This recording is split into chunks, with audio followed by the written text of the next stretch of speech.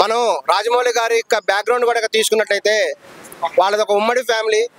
వాళ్ళ నాన్నగారు విజయేంద్ర ప్రసాద్ గారు ఒక రైటర్. ఆయన తాను ఎంతో రచనలు చేసినప్పటికి కూడా తగినటువంటి ధనం లభించక ఆయన చాలా ఇబ్బంది పడేవాడు. అటువంటి పరిస్థితుల్లో వాళ్ళు తీవ్రమైన ఆర్థిక ఇబ్బందులు కూడా ఎదుర్కొన్నారు. అటువంటి పరిస్థితుల్లో ఎంఎం కీరవాణి గారి మెల్లగా మ్యూజిక్ డైరెక్టర్గా వచ్చి తన కుటుంబాన్ని పోషించేవాడు.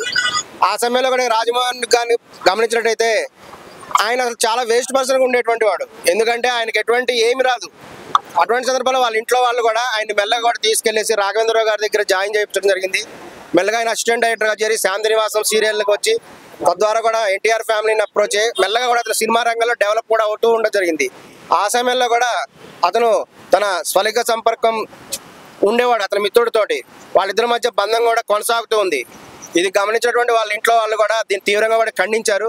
మెల్లగా కూడా ఆయనకు వివాహం చేయాలనేటువంటి భావన కూడా చేశారు. కానీ ఆయన దానికి ఒప్పుకోలేదు, ఎందుకంటే ఆయన స్వలింగ సంపర్కులు కాబట్టి. తర్వాత కూడా మనం గమనించినట్లయితే వాళ్ళ ఇంటికి తరచుగా వచ్చేటువంటి వాళ్ళ బంధువుల అమ్మాయితోటి అతను వివాహం చేయడం జరిగింది. ఆ అమ్మాయి ఇతనికంటే 4 సంవత్సరాలు పెద్ద, రెండో పెళ్లి. అది కూడా ఆమె తన భర్త ఉన్నాడని, ఆమె భర్త వేరేందో ఇప్పటివరకు కూడా ఎవరికి తెలియదు.